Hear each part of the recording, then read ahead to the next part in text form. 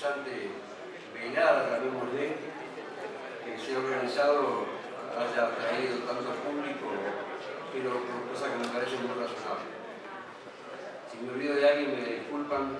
Hay un representante de la embajada francesa también, del cuerpo de la parte cultural de la embajada. Según hemos arreglado con las dos figuras importantes de esta reunión, esto va a transcurrir, esperamos que bastante ordenadamente, con una presentación que yo voy a empecé, digamos, ya a hacer.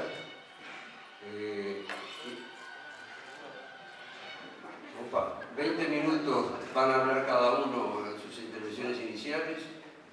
Vamos a abrir un espacio de preguntas por escrito por parte de quienes estén interesados en hacerlo, que yo ordenaré de manera que no se repitan y trato de elegir los temas principales.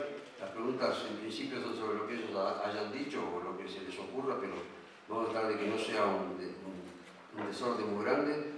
Y para terminar le daremos 10 minutos a ellos para que resuman, y por un método de equilibrio lo vamos a hacer en el orden inverso al que comiencen ahora, que no hemos sorteado, así que vamos a ver quién decide empezar, pero el último va a ser en el orden inverso. Quizás yo digo unas palabras al final para cerrar.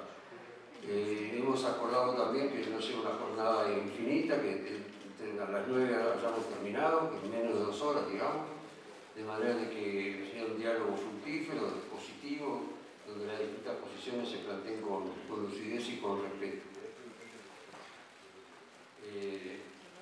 Yo voy a hacer una muy breve presentación, breve espero, y me voy a inspirar, les digo la verdad, estamos en una casa de estudio aquí, yo soy el rector de la Universidad de la República, y me pareció bueno traer a colación algunos aspectos generales, por un lado de la juventud de Carlos Marx, de sus aspectos formativos, de su historia, y algún comentario más que me parece que viene al caso.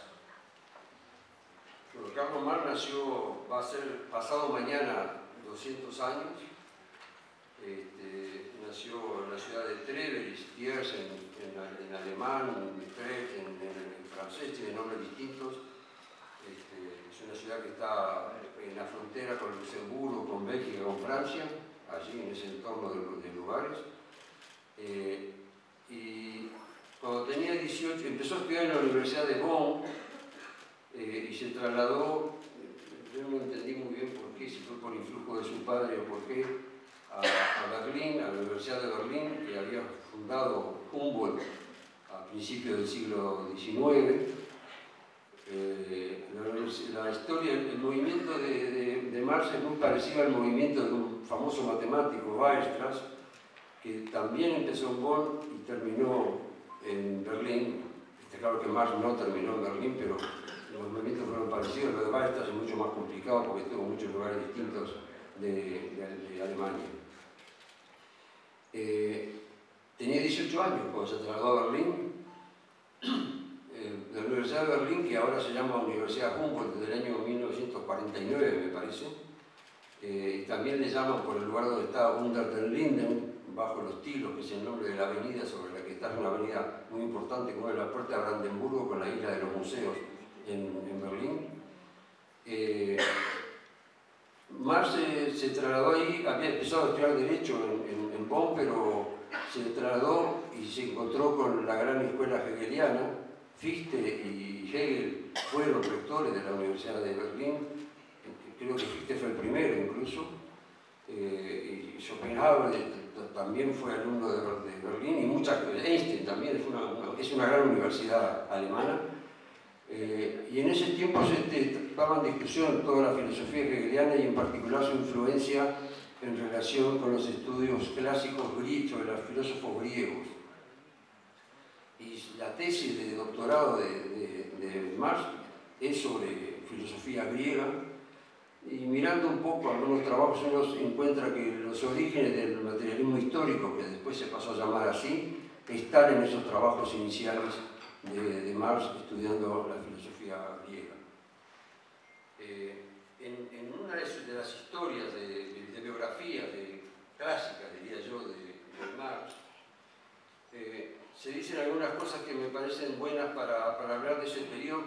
Recuerden que Marx tenía entre 18 y 23 años cuando estoy hablando ahora.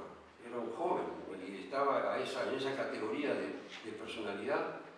Yo comentaba con algunos familiares que ahora a los 23 años sigue siendo un puber, casi puber, no, pero un niño, y este hombre estaba fundando su pensamiento vigoroso en ese momento. En esta biografía de Franz, escrita por Franz Mehring, él dice que él no buscaba, Marx, la propia conciencia del hombre como suprema y única divinidad, ni en el espejo cóncavo y deformador de la religión, ni en los socios filosóficos de un déspota. Está hablando de Grecia, ¿no? Sino remontándose hasta las fuentes históricas de esta filosofía, cuyo sistema era también para él la clave de la verdadera historia del espíritu helénico. El carácter de Marx y su afán acuciante e insaciable de saber, que le impulsaba a atacar apresuradamente los problemas más difíciles, unido a aquel espíritu crítico inexorable que le impedía resolverlos atropelladamente, imprimía ya entonces, como había de imprimir a lo largo de su vida, un ritmo de lentitud a sus trabajos. Fiel a esta manera de ser, tuvo que hundirse antes de comenzar a escribir en las cimas más profundas de la filosofía griega. Con esto no voy a decir más nada porque me parece, traté de rememorar un poco al Marx joven, los famosos manuscritos de Marx joven son de 44, un poco posteriores a estos años que estamos diciendo. Él se doctoró no en la Universidad de Berlín, la tesis sobre Demócrito y Epicuro fue defendida en la Universidad de Viena, que interesantemente también Hegel trabajó en la Universidad de Viena y lo echaron cuando Napoleón invadió Alemania. Se cerró la Universidad de Viena, esto es posterior, Marx defendió su tesis sobre el tema de la filosofía griega allí. Para terminar y un poco para dar el espíritu de la reunión esta, voy a leer un trozo del libro ¿Qué es la historia?, de Edward Hallett Carr, un historiador inglés, se llama ¿Qué es la historia?, el libro. Y dice que el nacimiento de un valor o ideal determinado, en un momento o en un lugar determinado, queda explicado por las condiciones históricas del momento y del lugar. El contenido práctico de absolutos hipotéticos como la igualdad, la libertad, la justicia o el derecho natural varía de un periodo para otro, de un continente para el otro. Cada grupo tiene sus valores que están arraigados en la historia. Cada grupo se protege a sí mismo contra la irrupción de valores extraños e inoportunos que moteja con epítetos envilecedores. La norma de comparación o el valor abstracto, divorciados de la sociedad y dirimidos de la historia, son una entelequia lo mismo que el individuo abstracto. Perdonen que haya pensado con una cosa tan rara, pero me pareció que este espíritu de apertura que muestra la visión de un gran historiador inglés, es el que ha motivado que aceptáramos la invitación a ser los moderadores de esta reunión, y es el espíritu de la Universidad de la República.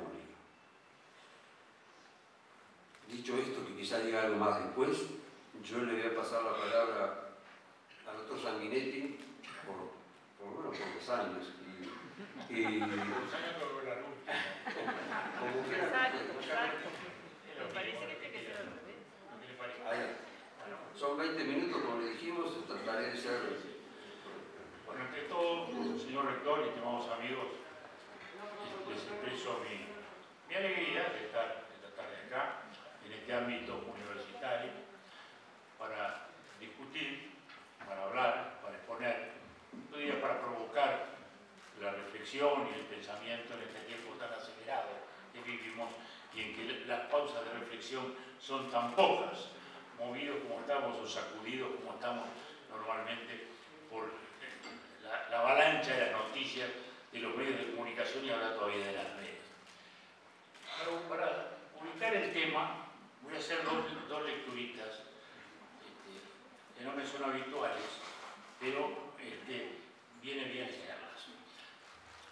La primera dice así: con Con su explotación del mercado mundial, la burguesía ha impreso un sesgo cosmopolita la producción y consumo de todos los países.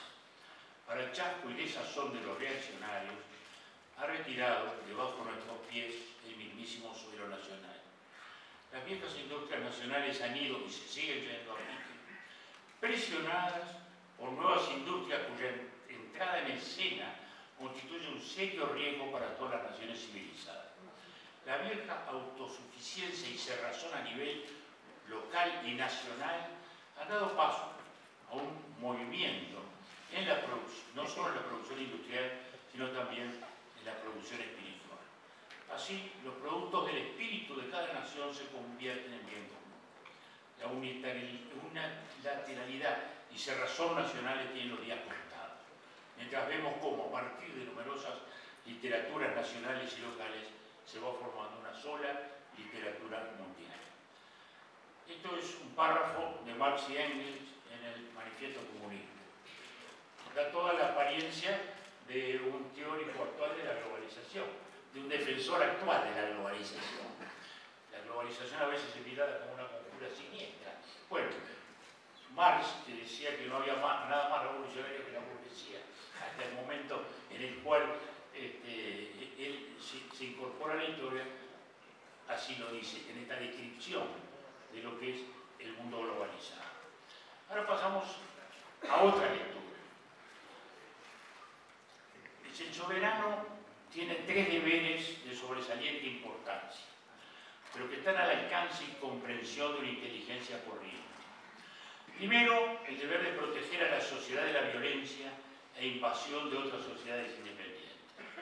Segundo, el deber de proteger, en cuanto sea posible, a cada miembro de la sociedad frente a la injusticia y opresión de cualquier otro miembro de la misma, o el deber de establecer una exacta administración de la justicia. Tercero, el deber de edificar y mantener ciertas obras y empeños públicos y ciertas instituciones públicas que jamás serán del interés particular de ningún individuo o pequeño número de individuos, puesto que el beneficio nunca podría reponer su costo, aunque frecuentemente lo reponen con creces para una gran sociedad. Así como interesa a los miembros de un gremio impedir al resto de la población a que contrate a otros trabajadores aparte de ellos mismos, el interés de los comerciantes e industriales de cualquier país es asegurarse el monopolio del mercado nacional. A largo plazo, el obrero es tan necesario para el patrono como el patrono para el obrero, pero esta necesidad no es así a corto plazo. Se ha dicho que las asociaciones de patronos son inusuales y las de obreros usuales. Pero el que imagine que por ello los patronos no se unen, no sabe nada de nada. Los patronos están siempre y en todo lugar en una especie de acuerdo tácito pero constante y uniforme. El incremento del ingreso y el capital es el incremento de la riqueza nacional. La demanda de los que viven de su salario, en consecuencia, aumenta la expansión de la riqueza nacional. La retribución generosa del trabajo, entonces, así como es la consecuencia de una riqueza creciente, también es la causa de una población creciente. Lamentarse por ella es lamentarse del efecto y la causa indispensable de la máxima prosperidad pública. Esto escribió bastante antes de Marx Adam Smith, en 1776, en La riqueza de la nación. Y empiezo con estos dos textitos para alejarnos de la caricatura, porque ni Marx es el que a veces sostienen los marxistas, con todo respeto a que piensan que están, ni Adam Smith es ese liberal insensible que desconoce el fenómeno social. Este texto de La riqueza de las naciones es expresivo de esa situación. La concepción de Marx es, Raymond Aron dice, es la última ideología de Occidente.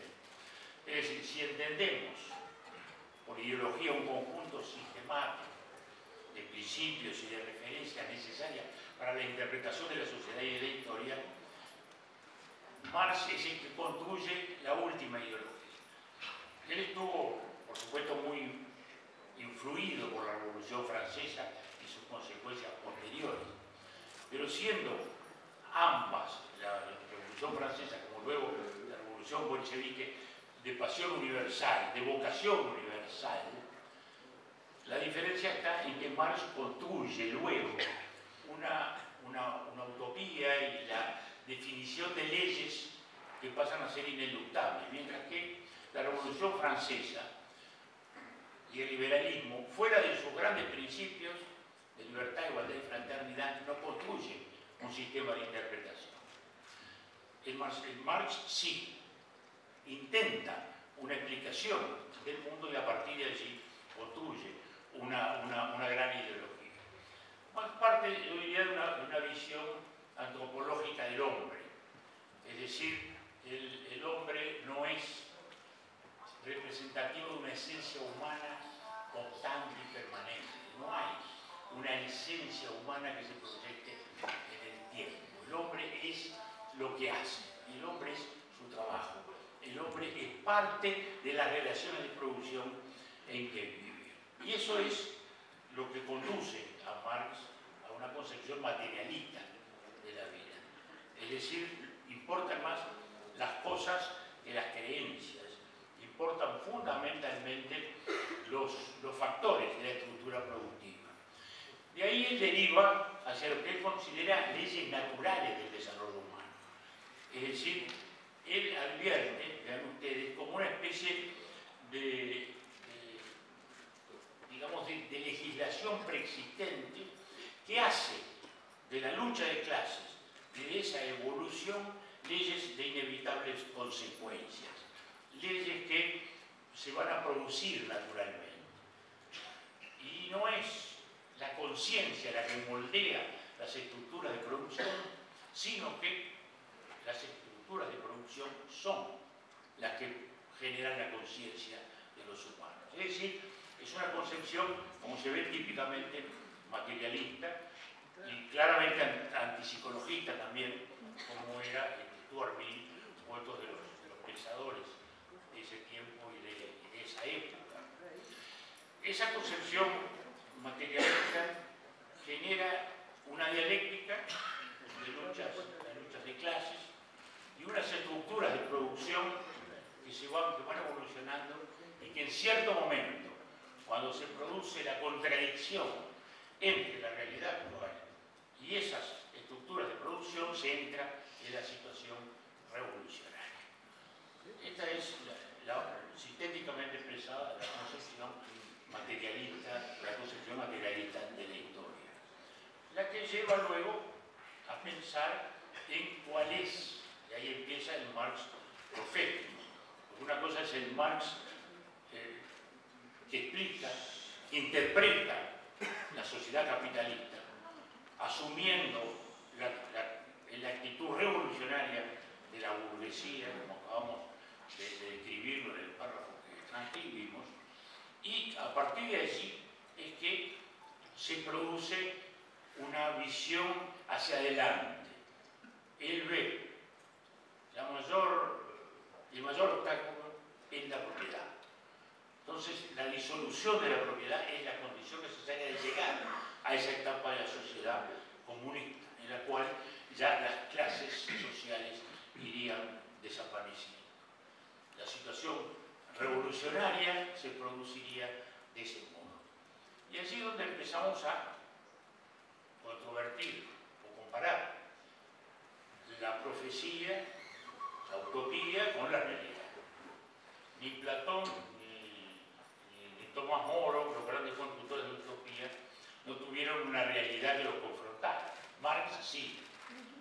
Marx se le atribuye haber dicho una vez: yo no soy marxista, en el sentido de no ser el titular de una concepción cerrada de la sociedad. Él era fundamentalmente un teórico, aunque desesperadamente trataba de no ser socialista utópico, como lo decía cada rato, sino de ser un socialista científico, a la inversa de Lenin, que era un hombre de acción y que intentaba basarse en la teoría, pero era fundamentalmente un hombre de acción. Es decir, la ley, estas leyes de la naturaleza llevan por un lado a una concentración capitalista, a un monopolio de la construcción económica,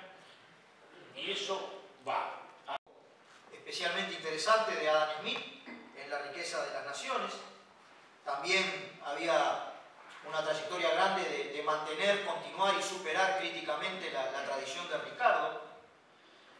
Y también la tercera fuente y parte integrante, el socialismo utópico francés. Es decir, de por sí es una síntesis la elaboración de Marx. Para nosotros es una visión integral e integradora. Es una síntesis superior. Simultáneamente el cientificismo riguroso, con el carácter, digamos, de hombre de partido, de hombre revolucionario, de hombre que tomó posición sobre el conjunto de los problemas sociales de la época. El carácter antidogmático de su método, especialmente la dialéctica. Basta ver en alguno de los prólogos del Manifiesto Comunista cuando Marx y Engels dicen expresamente sobre algunos párrafos del Manifiesto Comunista que la realidad había cambiado y que en algunos componentes del Manifiesto Comunista estaba desajustado con respecto a la realidad. Es decir, no defendemos una visión, podríamos decir, y sin ningún desmedro de la cuestión religiosa teológica, digamos, del marxismo libresca, textualista, al pie de letrista, sino su método vivo, su método de análisis de vivo como herramienta, digamos, de comprensión de la realidad para su transformación. En ese análisis de tres fuentes y tres partes integrantes, que repito, solamente hay que mirarlo desde un punto de vista del análisis, porque en cada una de estas vertientes están las otras, digamos, en ese marxismo que, al decir de Attali, que escribió una biografía también bien interesante de Marx, insospechado de ser considerado marxista, dice: los filósofos anteriores a él pensaron en el hombre en su totalidad, pero él fue el primero en aprehender, con H, el mundo en su conjunto, que es a la vez político, económico, científico y filosófico. Es un pensamiento integral, integrador y sintético. Desde nuestra perspectiva, su aporte principal en el aspecto que tiene que ver con la economía política, y esto en nuestra manera de entender las cosas es muy importante llevarlo a sus últimas consecuencias, es el análisis, digamos, de la mercancía establecido en los Grundrisse, establecido en el Capital, y especialmente el análisis del doble carácter del trabajo contenido en la mercancía. Para nosotros, este análisis tiene enorme fertilidad. Naturalmente que en la definición de mercancía como un objeto externo, producido expresamente para el intercambio comercial, no producido para la satisfacción del propio productor y su consumo. No interesa, dice Marx, que la mercancía satisfaga una necesidad material, como comer, vestirse, alimentarse, o una necesidad espiritual de cualquier índole. Ni tampoco interesa, desde nuestra perspectiva, que esa mercancía se consuma después de producida, es decir, sea un bien, o que esa mercancía se consuma en el mismo momento en que se está produciendo, es decir, sea un servicio.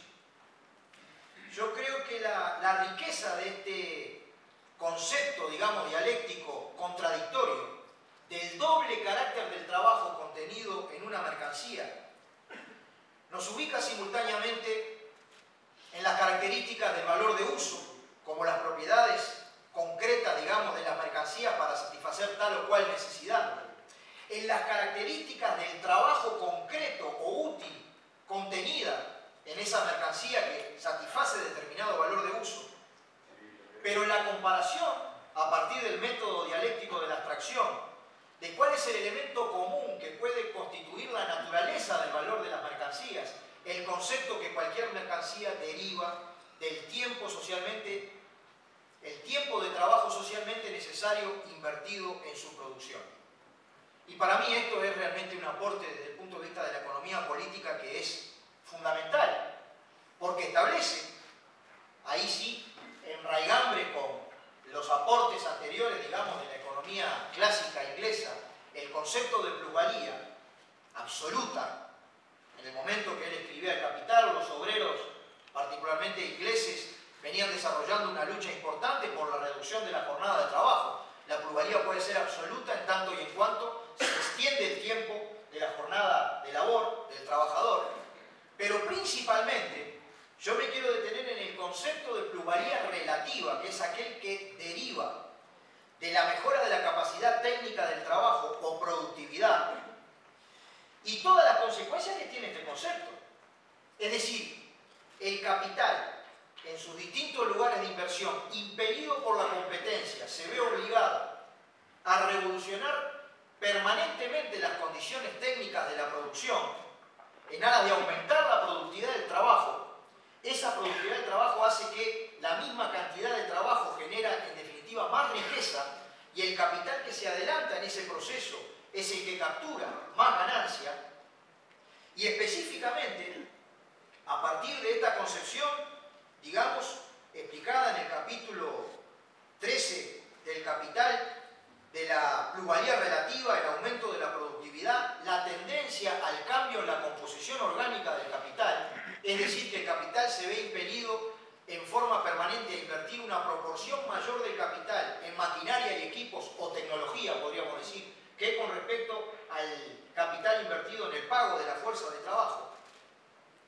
Y podría establecerse, digamos, que de esa ley tendencial efectivamente surge la explicación de todas y cada una de las revoluciones tecnológicas que ha vivido el capitalismo desde su origen.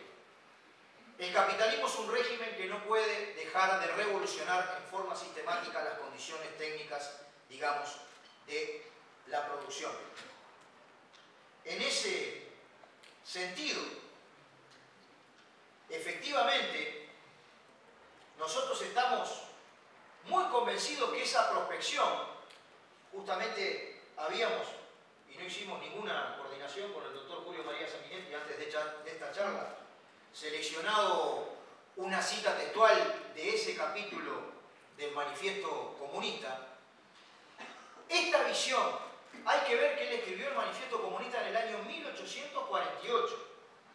Fíjense lo que surge de la descripción del mundo que seguía. Tenía 30 años porque él nació el 5 de mayo de 1818. La prospección del mundo que él se imaginaba iba a cristalizar en el cumplimiento tendencial de las leyes del capital es el siguiente, digamos. La burguesía no puede existir sino a condición de revolucionar incesantemente los instrumentos de producción y por consiguiente las relaciones de producción, con ello, el conjunto de las relaciones sociales. Mediante la explotación del mercado mundial, la burguesía dio un carácter cosmopolita a la producción y al consumo de todos los países, con gran sentimiento de los reaccionarios. Las antiguas industrias nacionales han sido destruidas y están destruyéndose continuamente. Son suplantadas por nuevas industrias, por industrias que ya no emplean materias primas indígenas, sino materias primas vinculadas de las más lejanas regiones del mundo y cuyos productos solo se consumen, ya no se consumen solo en el propio país, sino en todas partes del globo. En lugar del antiguo aislamiento de las regiones y naciones que se bastaban a sí mismas, se establece el intercambio universal, una interdependencia universal de las naciones. Los bajos precios de su mercancía constituyen la artillería pesada que derrumba todas las murallas de China y hace capitular a los bárbaros más fanáticamente hostiles a los extranjeros. En una palabra, se forja un mundo a su imagen y semejanza.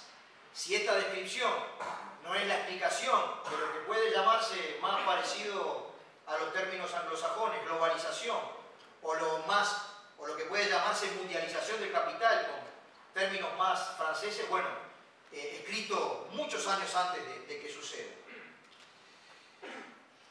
Por lo menos, en nuestra perspectiva, esta misma valoración de las contradicciones del capital como régimen social, como conjunto de relaciones sociales, no como solamente ninguno de sus momentos de existencia, dinero, proceso de producción, maquinaria y equipos, medios de producción más fuerza de trabajo, o capital crediticio, financiero, me refiero al capital como relación social. Tenemos sí que mirar en el laboratorio de la praxis humana, confrontar las prospecciones de Marx con respecto a la realidad de cuál es el mundo que nosotros tenemos hoy en día. 2018 de la Organización Internacional del Trabajo, también de ninguna manera pasible de sospecha alguna de intención revolucionaria. Cuando empecé a leer el informe, me quedé contento por una afirmación. Desde 1990 a 2010 se redujo a la mitad el número de personas en pobreza extrema. Eso es un dato importante. Podría sostenerse con este dato que la tesis de la pauperización, digamos, no se confirmó. El mismo informe establece que este año se prevé un crecimiento económico mundial de un 3.6%, una desocupación mundial de un 5,5%, bajó un leve descenso con respecto al año pasado de 0,1%, pero aquí empieza ahora sí la parte que humanamente más nos debe llamar a la reflexión y a encontrar caminos de superación de los problemas. Hay a día de hoy 192 millones de personas desempleadas. En el 2019 se estima que va a haber 1.300.000 personas más. El empleo vulnerable, dice la OIT, es equivalente al 42% de los trabajadores del mundo. Esto es equivalente a 1.400 millones de trabajadores. De una población mundial de 7.000 millones, 1.400 millones de trabajadores tienen empleo vulnerable. De los países en desarrollo esto equivale a un 76% y de los países emergentes a un 46%. Este es el índice, digamos, de pobreza laboral. Se estima que en los próximos 2 años engrosarán 35 millones más de trabajadores este concepto, digamos, de empleo vulnerable. Existen 300 millones de trabajadores que ganan menos de 1.9 dólares. Estos son los trabajadores, digamos, de empleo vulnerable, además de 430 millones que ganan desde 1.9 a 3.10. Pero ¿cuál es el asunto, digamos, que nosotros queremos establecer y que al final es producto de esta ley tendencial que explica la concentración de la riqueza, que explica la centralización del capital y la riqueza? Un estudio de Oxfam, ONG inglesa, establece, por contrario a estas cifras, que durante el año 2017 se ha producido un nuevo 1000 millonario, le llama este estudio, cada 2 días. Es decir, en enero del 2018 hay 2043 mil millonarios que han, desde una perspectiva de la vinculación entre la dinámica de clase y la dinámica de género, el 9 de cada 10 de estos 1000 millonarios son varones. Y que se han apropiado del valor producido en el año 2017 de la friolera de 762 mil millones de dólares. Y este estudio establece que con esta cifra, repito, estamos hablando de una humanidad de 7.000 millones de habitantes y nos estamos refiriendo a 2.043 personas. La cúspide máxima, los magnates, que bien decía el doctor Julio María Sanguinetti, que están en la cúspide, digamos, de la distribución de la riqueza. Con esta cifra de 762 mil millones de dólares, se podía haber acabado con la pobreza extrema 7 veces. El 82% de la riqueza generada en el 2017 fue el 1% más rico de la población. El 50% más pobre no vio absolutamente nada. ¿A qué nos estamos refiriendo? A una cuestión que es una crisis de desigualdad, digamos, derivada de estas crisis del capital, que a través de toda su dinámica convocan y organizan la hipercentralización de la riqueza. En un segundo aspecto, yo creo que es bien interesante un aporte, me voy a quedar más reducido en las 2 cuestiones que había preparado para establecer. Me parece un aporte fundamental del marxismo, a partir de que no solamente estableció en forma abstracta un proyecto de sociedad, sino principalmente estableció qué fuerza motriz, qué fuerza social podía encarnar un proceso de superación de una sociedad histórica. Es decir, él analiza que las sociedades anteriores, los regímenes económicos sociales, pueden ser caracterizados como el del modo de producción asiático, el esclavismo, el feudalismo, eran históricamente determinados, no eran eternos, y lo que estableció es que tampoco el capitalismo podía ser concebido como un régimen eterno. Desde un punto de vista lógico se puede sostener que no es posible saber cuál es la sociedad que lo sustituye. Ahora, es tan abstracto poner un a priori de cuál será esa sociedad como decir que el capitalismo habrá de ser eterno, cuando antes la humanidad atravesó por diferentes regímenes sociales.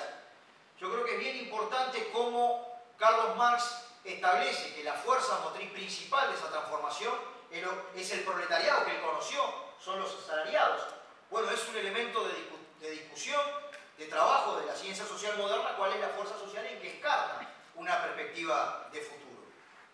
Me parece bien interesante a su vez, y esto es polémico naturalmente con lo que decía el doctor Julio María Sanguinetti, experimentar, explorar, ubicar en la crítica aguda, digamos, cuál es la relación entre el marxismo y la democracia.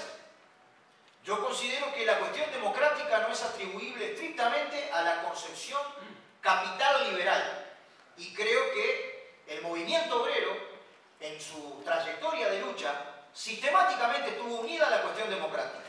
El primer movimiento independiente de la clase obrera que Marx describe es el movimiento cartista, que cuando había una democracia censitaria, es decir, solamente podía votar quien pudiera acreditar una propiedad, el movimiento obrero juntó firmas para establecer, digamos, la posibilidad de que el sufragio fuera universal. Y en el manifiesto comunista él establece que la clase obrera se convierte en clase dominante y a eso le llaman la conquista de la democracia. Es cierto que hay todo un análisis de la experiencia de lo que implicó la Comuna de París. Creo que el marxismo es bien interesante como metodología de análisis para discutir las formas de tránsito hacia una sociedad superadora del capitalismo, y también lo es, no voy a poder ahora referirme a esto, también es muy fértil para que alguna de las pistas de su elaboración puedan servir para analizar críticamente lo que ha sido la bancarrota, el colapso del socialismo real. Hay muchas pistas en el marxismo que pueden ser utilizadas para discutir qué es lo que allí se hizo mal, qué es lo que allí no se hizo, y que eventualmente puedan explicar su colapso. Por último, porque me quedan 3 minutitos nada más, desde una perspectiva filosófica, tomando solamente como forma de exposición, repito, esto es solamente a los efectos analíticos, lo de las 3 partes, 3 fuentes y 3 partes integrantes. Para mí el marxismo es un concreto dialéctico, digamos. Desde un punto de vista filosófico, yo creo que Marx ha tenido mucho para aportar y para decir sobre el siglo XX, pero tiene mucho para decir sobre el siglo XXI. Él dice en el prólogo a su libro de contribución a la crítica de la economía política, él establece que para producir y reproducir su vida, no está haciendo allí un análisis estrecho solamente de tal o cual forma de producción, ni siquiera de la fábrica capitalista, está hablando para la producción y reproducción de su vida. La humanidad contrae determinadas relaciones de producción. Allí es donde él establece que esas relaciones de producción, para la producción y reproducción de la vida, digamos, continentan el despliegue de las fuerzas productivas, que viene a ser algo así como el conocimiento de la humanidad en su interrelación con la naturaleza, y que eventualmente esas relaciones de producción, de ser vehículos aceleradores de las fuerzas productivas, a veces se pueden constituir en trabas de las mismas. Si uno compara esta teoría con otras, como el modelo neoclásico en economía, que tiene otros supuestos, otros puntos de partida, la sociedad es una suma de individuos egoístas que buscan maximizar su utilidad, el valor no deriva del trabajo, sino de la utilidad marginal que los consumidores le dan a las mercancías. La economía neoclásica deja fuera nada más y nada menos que el progreso técnico para aplicar la distribución de la riqueza, para que no haya más individuos en la humanidad que ganen menos de 1,9 dólares por día. soporta desde un punto de vista ambiental la producción que habría que hacer con el actual nivel de distribución de la riqueza. Para las cuestiones, digamos, de la igualdad, para las cuestiones del desarrollo sustentable, amigable con la naturaleza, esto es la cuestión ambiental. Y en esa democracia de nuevo tipo, para las cuestiones de superar la contradicción, de que tenemos una democracia ubicada en la nación, pero las decisiones se toman en la esfera global, desde nuestro punto de vista del marxismo en el siglo XXI, sin cabeza dogmática, ajustando cuentas con todas las visiones dogmaticistas con que tengamos que ajustar, encarándolo en forma cientificista y también revolucionaria, tiene desde nuestro punto de vista mucho para aportar.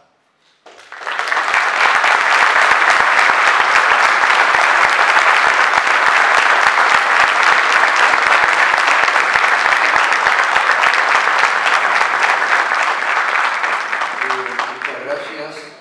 Dado que nombré la presencia de alguna gente, tenemos aquí a la ministra de Industria, Energía y Minería. No doy el nombre de nadie, pero entró y hay muchos más conocidos que prefiero no dar detalles ahora porque no es mi estilo ese, pero como nombré algunos, nombré otros. Yo dije que va a haber espacio para hacer preguntas, etcétera. Quedamos que iban a hacer por escrito y yo les ruego que me las hagan llegar lo más rápido posible para luego pasar a esa etapa en la cual cada uno podrá completar ideas, expresar opiniones, etcétera, eventualmente polemizando con las... Acá veo que hay alguien que quiere hacer una pregunta. No sé si arreglamos para que hubiera alguien para levantar las preguntas. Lo pedí en su momento, pero no lo veo.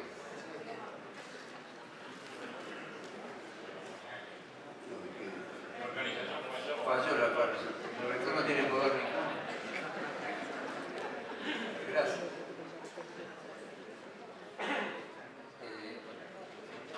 Muy bien. Yo voy a ir diciendo, para mí, al principio, si tienen algunos otros planteos, por favor, les ruego que me las hagan llegar lo antes posible.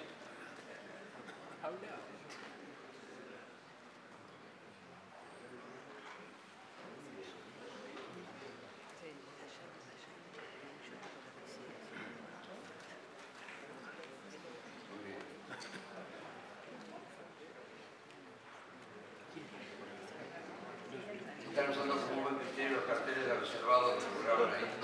Después siguen usando todo lo que están acá adelante.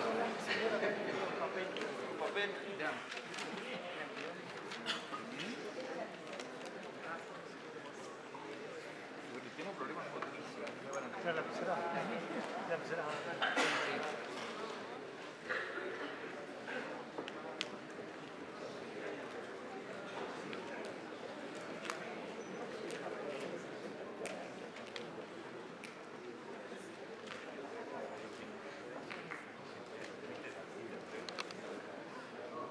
Bueno, mientras llega alguna otra, en aras de utilizar el tiempo, voy a leer estas que son preguntas más o menos del mismo estilo.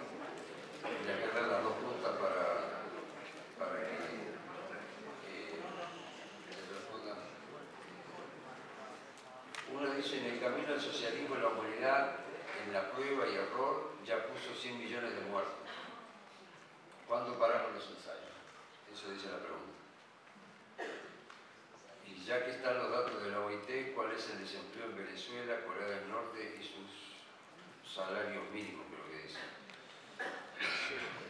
Yo digo que vayan pensando los panelistas de modo de ver qué pasa.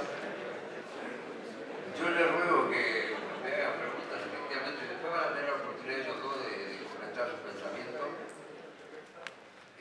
Pienso que van a... ¿No permite alguna pregunta oral breve? Sabe que decidimos que iba a ser por escrito. Yo tengo problemas motrices, para escribir no me va a entender la pregunta. Se lo escribe a una persona al lado, si quiere. Si me quiere dictar, se la dicto. Pero no la voy a aceptar, perdón que se lo diga así, un discurso. No. Digo, el doctor Sanguinetti olvida la cuestión colonial que financió el desarrollo y todos los experimentos capitalistas que se hicieron. Una sobreexplotación y esclavización de 3 continentes, ¿verdad? Y otra cosa, a Abdala, cortita también. Marx dice en carta a Kugelmann, disculpen los que hablan en alemán, yo no lo hablo. Dice, yo no descubrí la plusvalía, no descubrí la lucha de clases, no descubrí el materialismo dialéctico. Hice un solo aporte, es descubrir la naturaleza dictatorial del Estado burgués y de cualquier Estado. Y creo que el Frente Amplio demuestra esta cuestión. El Estado sirve solamente a la clase dominante. Muy bien, gracias. Plantea la pregunta.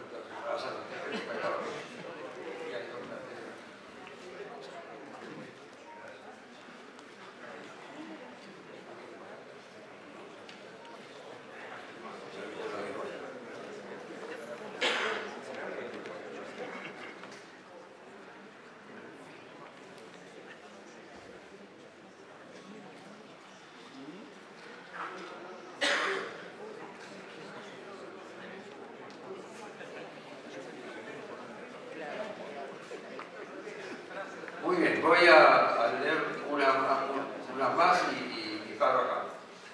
Una es cómo podemos encarar las nuevas problemáticas sociales, paréntesis, diversidad sexual, feminismo, etcétera, con la base a la teoría marxista. Y otra es, el pensamiento de Gramsci no contradice a Marx, así de sencillo. Yo, no sé, ahora los dejo como ustedes quieran, en el orden que ustedes quieran.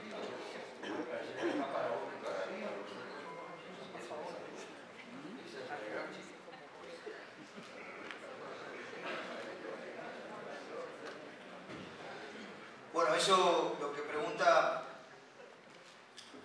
¿cómo podemos encarar las nuevas problemáticas sociales, diversidad sexual, feminismo, etcétera, con base a la teoría marxista? Creo que es parte de toda una investigación de carácter colectivo. A mí me parece que una pista grande está en esa forma, digamos, grande, de cabeza grande, de considerar los regímenes económicos sociales. En la producción social de su vida, los hombres establecen determinadas relaciones necesarias e independientes de su voluntad, relaciones de producción que corresponden a una fase determinada del desarrollo de sus fuerzas productivas materiales. El conjunto de estas relaciones de producción forma la estructura económica de la sociedad, la base sobre la que se levanta la superestructura jurídica y política y a la que corresponden determinadas formas de conciencia social. Esta visión para producir y reproducir la vida ubica no solamente al trabajo asalariado como trabajo subalterno en la sociedad capitalista, sino el conjunto de la relación de género. Digamos, si uno la mira más en general, porque al final el dominio de género tiene que ver con formas de reproducción no retribuidas y una doble supeditación, digamos. A mí me parece que es un campo bastante fértil para desarrollar investigación y propuestas, ¿no? Yo no sé hasta qué punto esto resuelve o contribuye o ayuda, porque hay muchos componentes que tienen que ver con la materialidad de la vida, pero hay muchos componentes que también tienen que ver con la cultura, con la forma de concebir la vida, digamos. Pero, consejo de salario ahora. El hecho de que los sindicatos con cada vez mayor participación femenina ubiquen dentro de las plataformas reivindicativas frente a las patronales la cuestión de la creación por relaciones laborales del sistema de cuidado es parte, digamos, de facilitar la incorporación de la mujer trabajadora al mundo del trabajo. Pero es toda una investigación, a mí me parece que es fértil. Para mí Gramsci es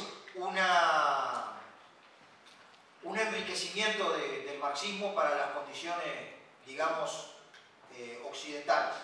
Para mí va en línea con toda la elaboración marxista. No es para mí una contradicción, sino es un complemento, es una visión más, en ese sentido antidogmático, digamos. En particular, digamos, para cualquiera que pudiera tener una visión tosca del marxismo, la contribución gramsciana del rol del debate cultural, la concepción, digamos, de la lucha política como lucha para armar consenso y hegemonía, esto es, mecanismos de consenso en la sociedad, el papel que Gramsci atribuye a los intelectuales y a la lucha cultural, el papel que Gramsci atribuye a la necesidad de una reforma ética y moral de la sociedad como parte de un proyecto transformador, son aspectos que tal vez Marx no fueron su fuerte en el análisis y que Gramsci complementa. Muy bien. Si me permite comentar. Adelante, claro. Justamente la situación de los debates sobre feminismo, por ejemplo, son la expresión del valor de la democracia liberal. Es la democracia liberal la que ha permitido esos avances. Si eso todo se ha podido discutir es porque existían libertades públicas que permitieron esos avances.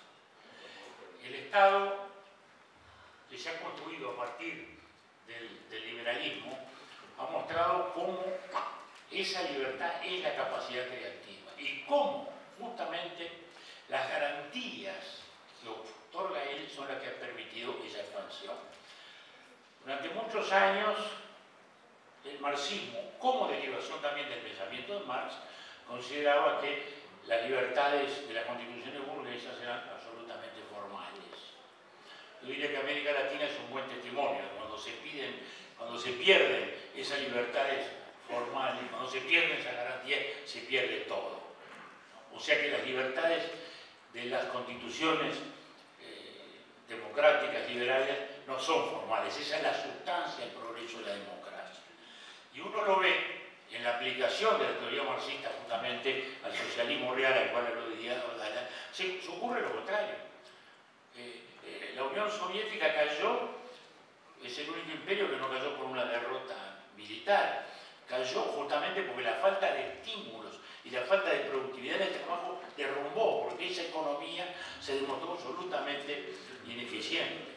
Es decir, nació el ciudadano, y ese es el que ha hecho la gran construcción democrática en los últimos años. Y ahí está el gran vacío de toda la doctrina marxista, el reducir todo a fenómenos económicos. También voy a decir que así como hubo la enfermedad infantil del izquierdismo, que se hablaba del lado marxista, también hubo una enfermedad infantil del liberalismo, que fue la de creer que el mercado lo resolvía todo. Pero esas son las patologías.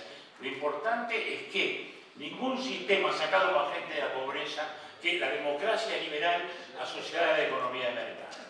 No son procesos incesantes, siempre habrá defectos, pero fíjese, en el año 73, cuando el Club de Roma, éramos 3.000 millones, y había 1.500 millones de personas en la pobreza. Hoy somos 7.000 millones, y se estima en 1.000 millones, es decir, los pobres. Es decir, que ningún sistema ha sacado más gente de la pobreza que. Y están los hechos. Por algo se derrumbó toda la economía socialista, no solo de Rusia en sus últimos años. La que intentó Yugoslavia por otro camino con el mariscal Tito. O sea, en todas sus variantes, la aplicación marxista a la realidad económica llevó a un retraso económico y a una pérdida de libertades individuales, a una situación de una dictadura del proletariado que se estancaba y era una dictadura del proletariado, pero sin proletarios.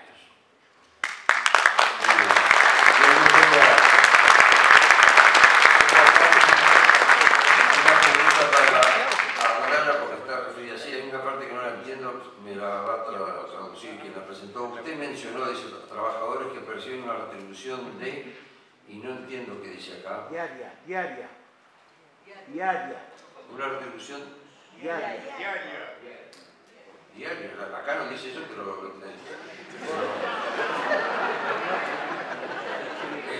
Es el culo. después dice, Cuba, Venezuela están comprendidos en esta.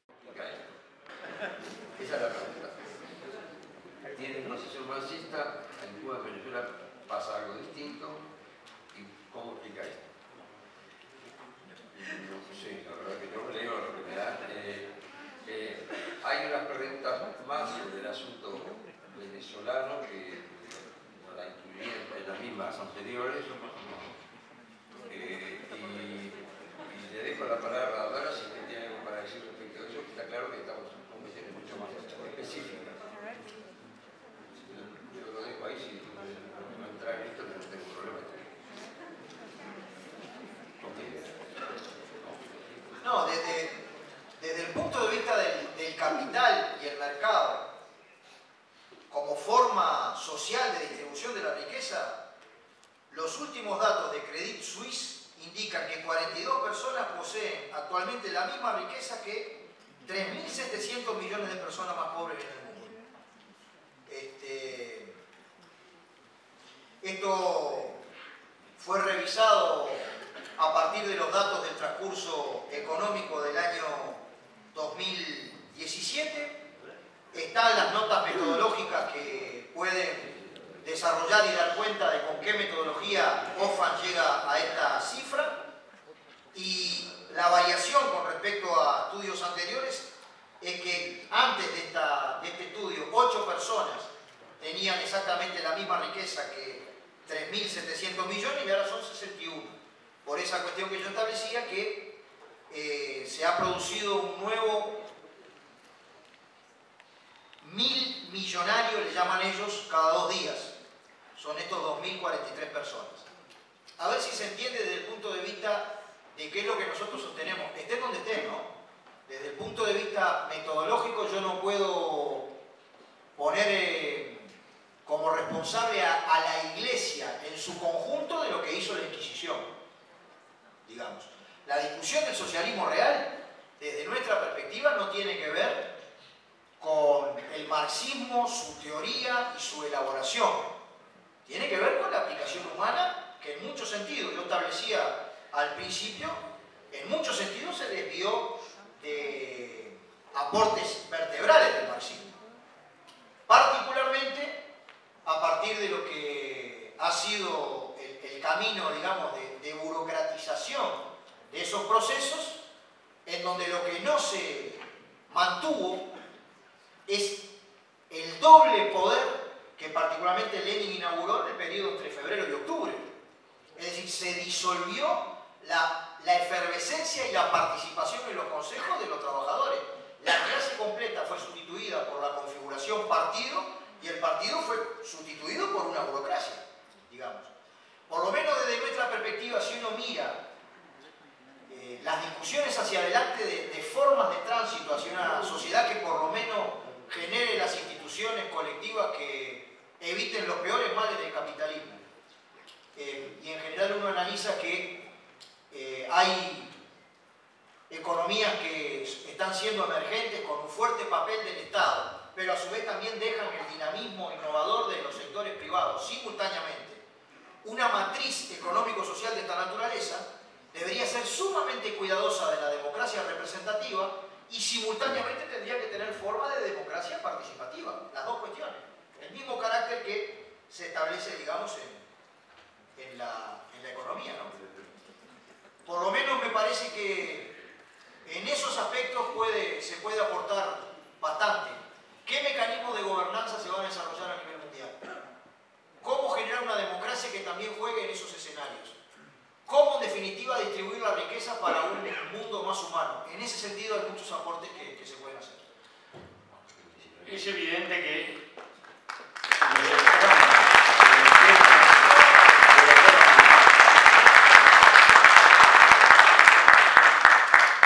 si nos centramos estrictamente en el tema del funcionamiento de las ideas marxistas en la economía real, en el socialismo real, en todas sus variantes ha conducido siempre a la pérdida de incentivos, la pérdida de productividad y como consecuencia una generalización de la pobreza y un retraso.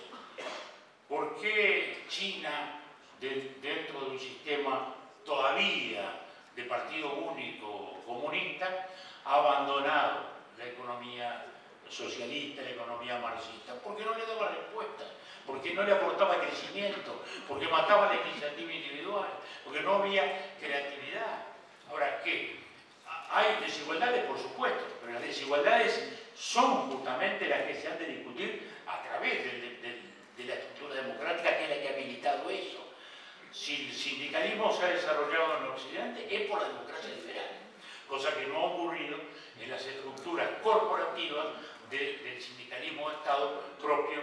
los sistemas comunistas, donde no ha habido libertad. Usted mencionaba a los intelectuales siempre terminaron perseguidos en todos estos sistemas. ¿Por qué? Bueno, porque se perdía el factor de libertad, es decir, el economicismo estrecho, cegado del pensamiento marxista aplicado a la realidad, ha conducido a que en ningún lugar del mundo haya habido un éxito. No hay ninguna economía de ese tipo que haya tenido un éxito, y mucho menos lo ha tenido para la construcción de un progreso social que sí ha ocurrido en las democracias liberales. Nunca ha habido una evolución de la humanidad donde la propia expectativa de vida lo muestra, la propia calidad de vida que se ha desarrollado, y ese es justamente el producto del sistema de la libertad y de una concepción que no se reduce simplemente a una visión económica, porque no se puede hablar de toda esta situación olvidando de las ideas, políticas, imaginando todo desde el lado colectivo y no también desde el respeto a la individualidad. Los estados democráticos modernos no son los estados de 1900. Se ha incorporado el pensamiento social, se ha incorporado el famoso estado de bienestar que construyó Europa y que fue y sigue siendo un gran modelo. De algún modo lo que se intentó acá, y vamos a mostrar en política local, digamos, lo que fue construyendo el país, el Uruguay también desde 1900.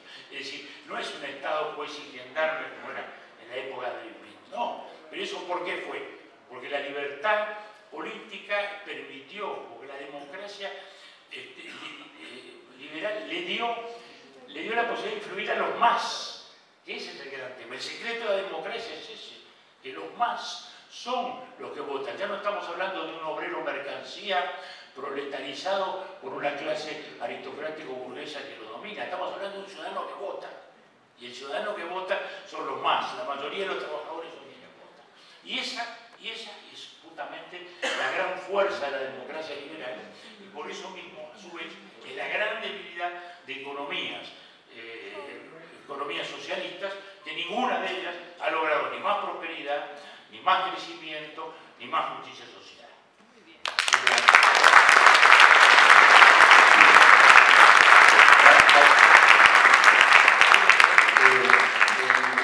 En referencia al caso chino, hay una pregunta referida a eso que la introduzco acá porque ¿cómo define la vía china? ¿Es acaso una construcción que cohesiona el socialismo y el capitalismo? ¿Cómo se define? La pregunta habría que hacer al embajador de China que se retiró, pero vamos a las dos primeras partes creo que merecen ser contestadas por cómo se define la vía china y es acaso una construcción que cohesiona el socialismo y el capitalismo. La Sanguinetti es una referencia, quisiera adelante, pero ahora le damos la palabra. Yo creo que lo más interesante de elaborar, de explorar y de experimentar son las formas de tránsito. Aquí en Uruguay hablamos de un tránsito democrático avanzado. No nos es indiferente los avances y las conquistas culturales de la democracia extrema. El proyecto nuestro recoge lo mejor de la democracia que describe el doctor Julio María Sanguinetti, pero va más allá. También agrega, para un conjunto de medios de producción, no todos, un conjunto de medios de producción definidos como estratégicos, la democracia de la propiedad y la gestión de esos medios de producción fundamentales. Y se ha hecho mucha barbaridad en torno a las ideas emancipadoras. Es decir, una parte de nuestro proyecto, de lo que nosotros queremos para adelante, que deben construir colectivamente los pueblos, es también tiene que ver con un ajuste de cuentas y con una crítica rigurosa, es decir, inclusive recogiendo